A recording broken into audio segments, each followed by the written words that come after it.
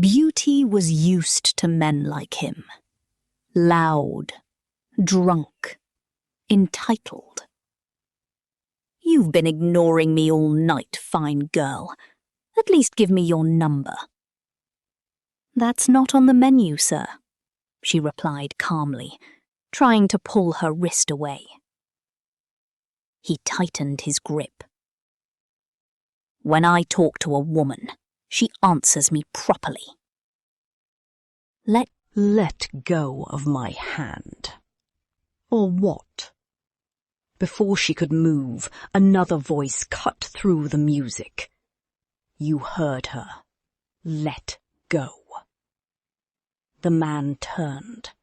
Standing there was Stanley Cole, billionaire, CEO, and the reason half the people in that VIP lounge were pretending to enjoy themselves. You were holding her against her will in front of 40 witnesses, Stanley said evenly. Let go. The drunk man hesitated, then released her and stumbled away. Beauty exhaled slowly. "I'm fine," she said. I deal with men like that every week. You didn't have to do that." "I know I didn't have to," Stanley replied. "You shouldn't be working in a place like this." "With respect, sir, you don't know anything about me to tell me where I should or shouldn't work." "I know a man grabbed your wrist tonight.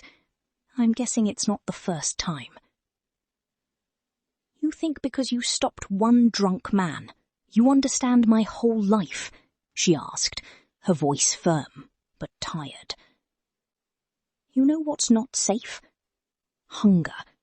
My mother's shop running on credit because there's no light to keep the freezer on. I graduated 2 years ago. HND Business Administration, second class upper. Over 80 job applications. No work. This is humiliating sometimes, yes, but it's honest money. It's the only money entering my house." Stanley watched her quietly, then asked a strange question. "Can you cook, clean, run a household?" Beauty frowned. "I've been cooking and cleaning since I was 9. Why are you asking?" "My house manager left for Canada last month.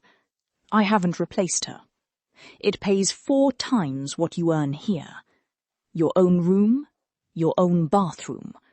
No one will ever put their hands on you in my house. I can promise you that." "And what does this job actually require?" she pressed. "Because I've heard stories about rich men and their house help. Cook, clean, manage my household. Go home to your own bed every night, unless I'm hosting late. That's all. If I ever want anything more, you'll hear it from my mouth, and you can say no and keep your job. Ask anyone who knows me." Beauty studied him for a long moment. "Okay then," she said. "Okay then what?" he asked. "Okay then, I'm hired as your house manager. Be there tomorrow, 9 a.m. Beauty rushed into the tiny sitting room she shared with her mother. "Mummy, you will not believe what happened tonight." "They finally increased your pay at that bar?" her mother asked hopefully. "Better. I got a new job, house manager for a wealthy man on Banana Island, 4 times what the lounge is paying." Her mother's eyes narrowed. Banana Island. For a man. What kind of job did he offer you, Beauty? "Outside the lounge," she said. "He rescued me from a customer getting rough, then offered me a job. I asked very clearly what it involves. He said cooking, cleaning, running his household. Nothing more. He even said if he ever wants anything else, I'll hear it from his mouth, and I can say no." "Is this job safe?" her mother asked quietly. I've buried your father. I will not bury a daughter to foolishness in a big man's house. It's safe, Mummy, Beauty insisted. He's not like that. Her mother sighed. Fine. This 4 times salary. When does it start? Mama Ngosi's daughter's wedding is in 3 weeks. I cannot wear the same Ankara again. People will talk. Mummy, I haven't even started and you are already spending it, Beauty groaned. The next morning, Banana Island felt like another planet. The mansion's gate opened onto a world of glass, marble, and quiet money. Beauty stared up at the massive house. What kind of mansion is this? She whispered. A middle-aged man in a neat uniform smiled at her. You must be the new house manager. Olga Stanley told me to expect you. I'm Patrick. As Bella walked away, Beauty turned to Patrick. They're together? Patrick shrugged. That, my dear, is not gist for first day. Come, let me show you the laundry room before she comes back asking why her coffee isn't ready.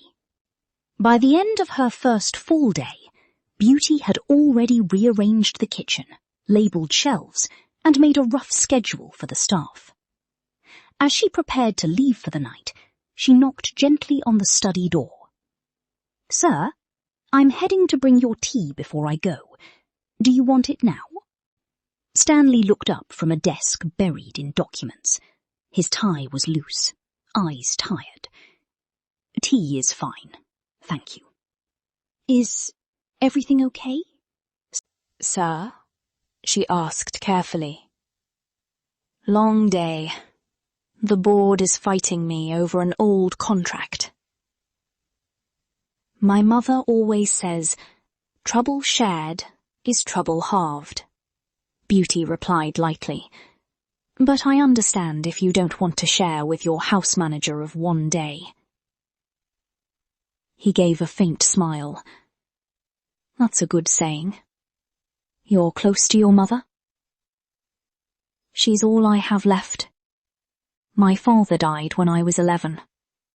Since then, it's just been the two of us, finding our way.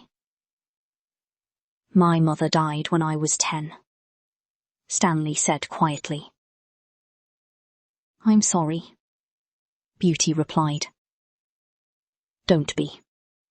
It was a long time ago. He paused. How are you settling in? Pretty well.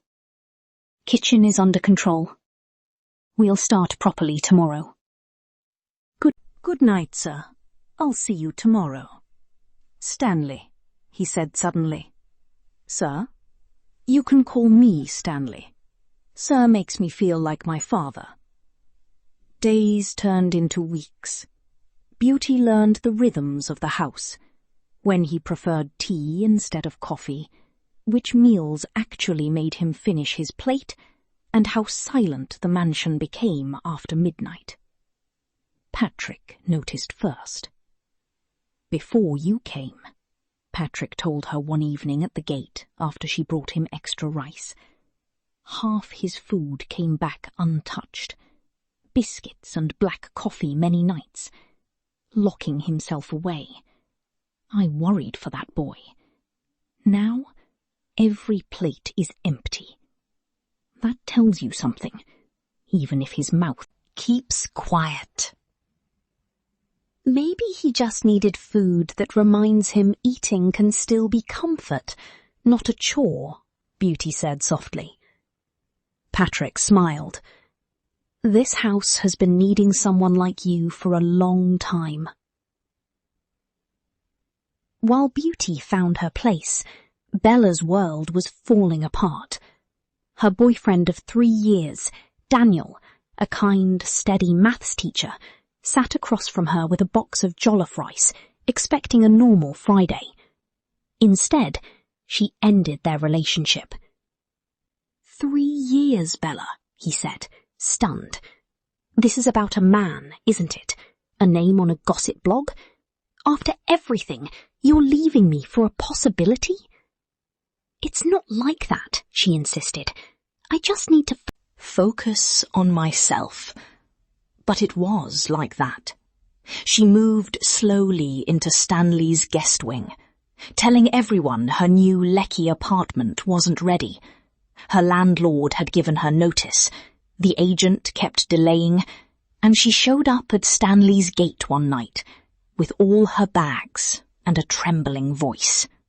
I have nowhere to sleep tonight, Bella said. My landlord gave my flat to someone else. The new place isn't ready. Please, I didn't know where else to go. Stanley didn't hesitate. You can stay in the guest wing, just until your apartment is ready. Patrick, please help with her bags. I won't leave a woman stranded in this city. Beauty watched quietly as Bella installed herself deeper and deeper into the house, speaking as if she owned the place, correcting Beauty about how to cook his eggs, insisting she knew Stanley better than anyone.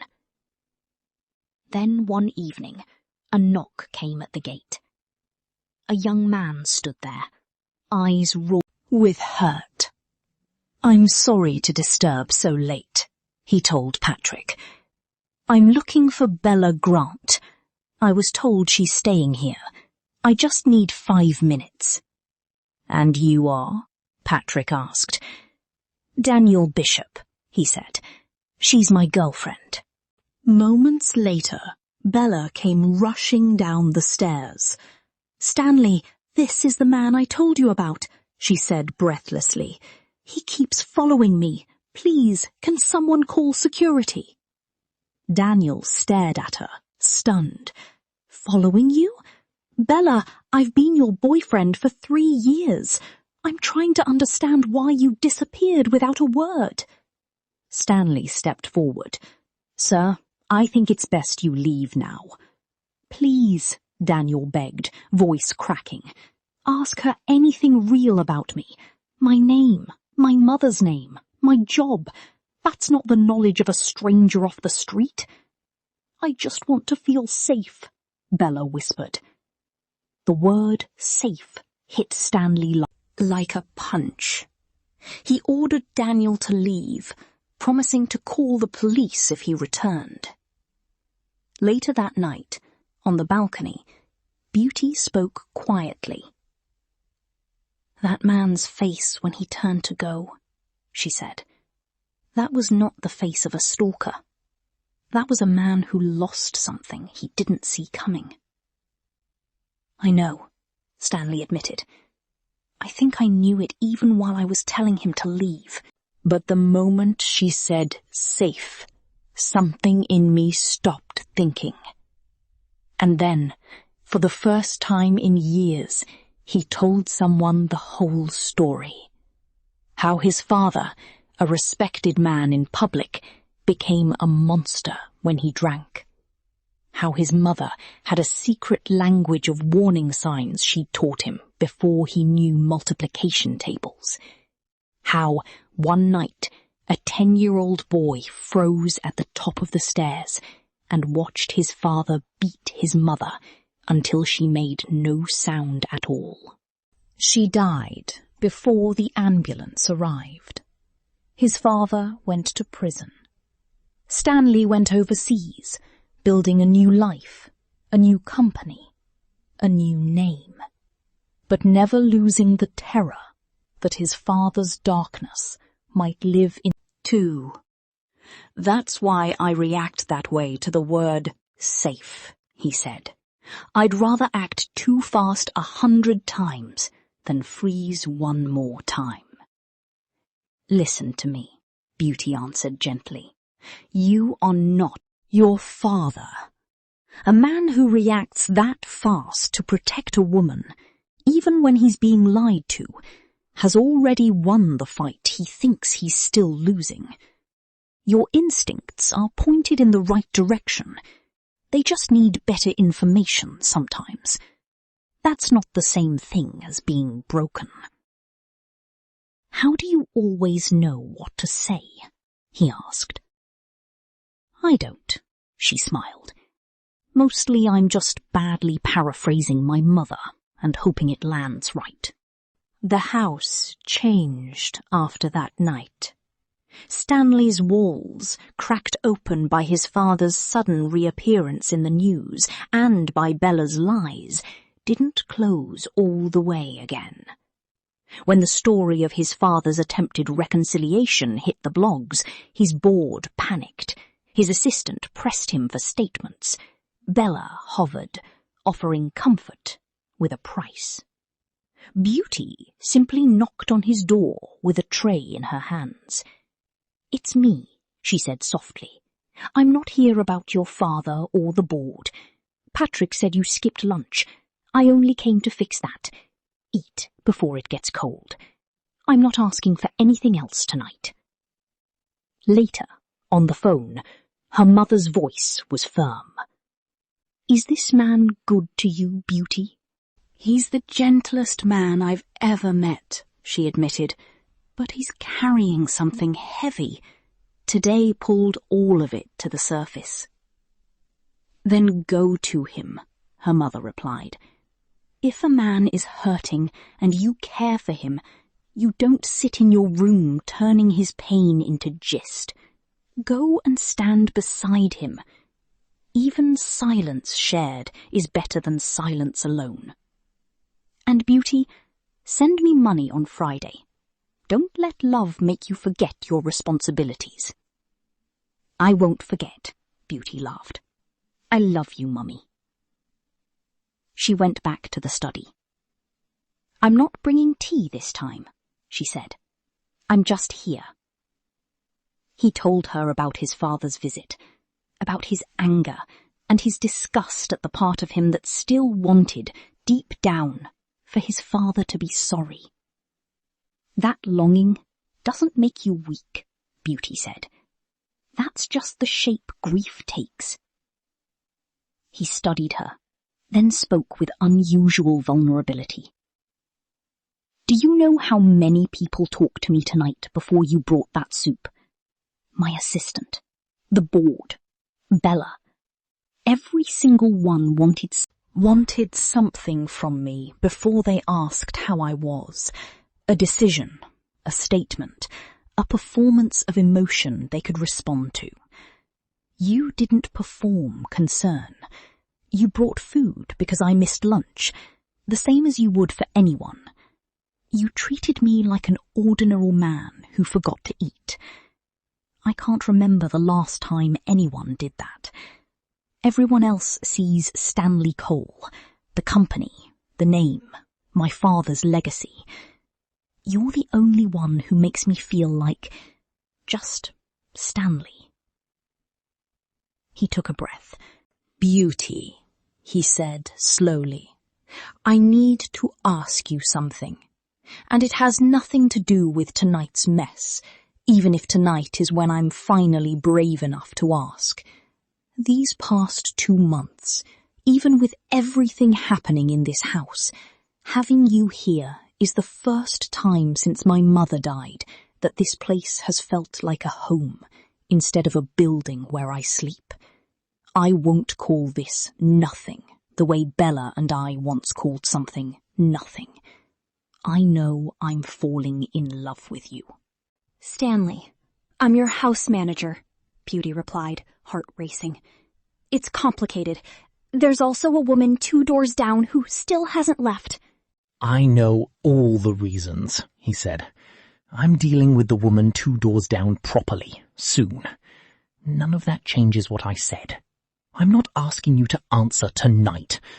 I'm asking you to know. Beauty swallowed. I think I've been falling too, she admitted. I was just too afraid to say it first, with everything around us.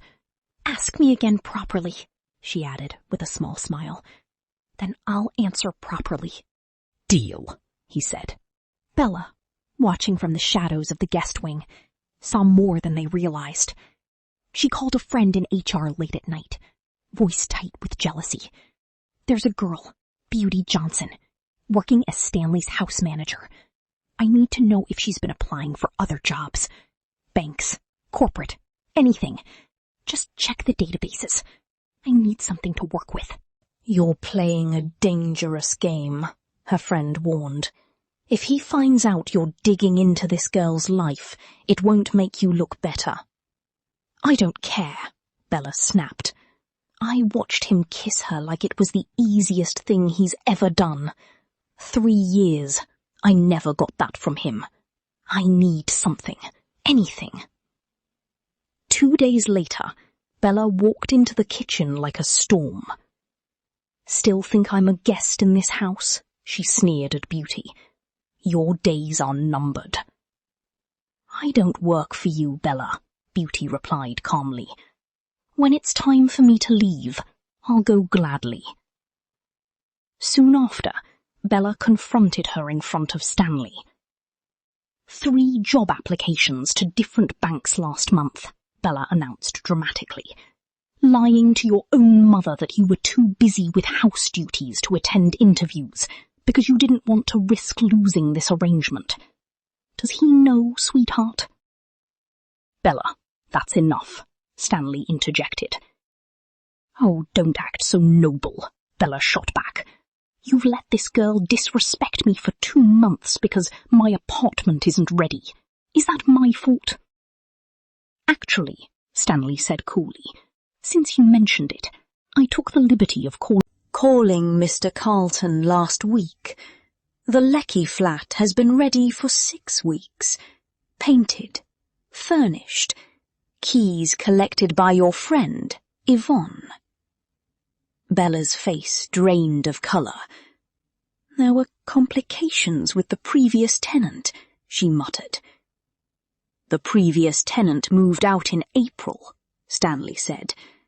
But you chose to stay in my guest wing anyway, for over a month. Bella's shoulders sagged. For the first time, her voice lost its edge. I left a good man, because I convinced myself I deserved more, she confessed quietly. Deserved you. Then I couldn't even admit the apartment was ready, because ready meant leaving. Leaving meant admitting you were never going to choose me. It was easier to lie to everyone, including myself, than face that. I'm sorry, Bella, Stanley said, genuinely. But you need to go to your real home, the one that's been waiting for you for 6 weeks. And I think somewhere inside all this, you owe Daniel an honest conversation. Whatever he chooses to do with it. I hope she's worth it, Stanley, Bella whispered, glancing at Beauty before walking away. When the gate closed behind Bella for the last time, Beauty stood awkwardly in the quiet. Some of what she said about the job applications was true, Beauty admitted. I was scared. Scared of depending on something this fragile, of what happens to me if this ends. Then let's make it less fragile, Stanley said simply. Be my woman, Beauty. Not because of what happened today, but because I've known for weeks. I don't want a single morning in this house without you in it. That's a big thing to say right after all that, she replied. I know. I'm not asking for tomorrow. I'm asking you to let this be real. No hiding. No uninvited guests. No question mark hanging over our future. Ask me again properly, she said softly. Then I'll answer you properly. He smiled. Deal. Time passed. Stanley faced his father again, this time with firmer boundaries. The board learned to adjust to a CEO who refused to be defined by his father's sins. Bella tried to move on, talking big about finding another billionaire, but discovered that not all good men wait forever. Daniel stopped answering her calls. One evening, Beauty and Stanley walked into a restaurant when a familiar voice called out behind them. Well, well, the hero and his rescued damsel. It was the same drunk from that first night, sober now, but just as arrogant. You embarrassed me that night, he said to Stanley. Cost me a deal. Still playing hard to get, fine girl? Or is the act over now that you've landed the bigger fish? Stanley's fists clenched, jaw tightening. Rage whispered his father's language in his ear. Don't look at me, Beauty murmured, touching his arm. You don't have to become him to protect me. You already know how to do this differently. You proved it with Bella. You chose truth over rage. Choose it again. Stanley took a breath, stepped closer, but not with his fists. Real strength isn't using your hands, he said coldly. It's making sure people like you finally understand their place. I won't reduce myself to your standards. He took Beauty's hand. Let's go. Later, in a garden lit with soft lights, he finally asked properly. I had a whole speech prepared, Stanley began, about how you walked into my life at a job you only had because this country gave you no better options. How you stayed patient through living in my house, through the lies, through my father's shadow, through everything. And how you still made me believe I could be a different man than the one I was afraid of becoming. He dropped to one knee. The truth is simpler. Beauty Johnson, will you marry me? Beauty laughed through her tears. Yes, yes, Stanley, 1,000 times yes. They married surrounded by the people who had watched them grow. Patrick standing proudly near the front, Comfort and Beauty's mother dancing like they were 20 again, the staff cheering as if it were their own victory. In time, Stanley bought Beauty's mother a house of her own. Mummy, this house is yours, Beauty said, handing her the keys. You said you don't want to live with us in the mansion, so Stanley got you this. The Lord has done it, her mother whispered, tears in her eyes. May God bless you and bless your husband. Your union is blessed. No evil will see you. Years of struggle, fear, hunger and humiliation finally gave way to something steady and true. Beauty had found more than just a job on Banana Island. She had found a man who refused to become his father. And Stanley had found, in a woman the world dismissed as a bar girl, the only person who ever made him feel like just a man who forgot to eat lunch and deserved love anyway. Real love. The kind that doesn't hide, doesn't lie, and doesn't need violence to prove it exists. The kind that turns a house into a home. Speaker 2.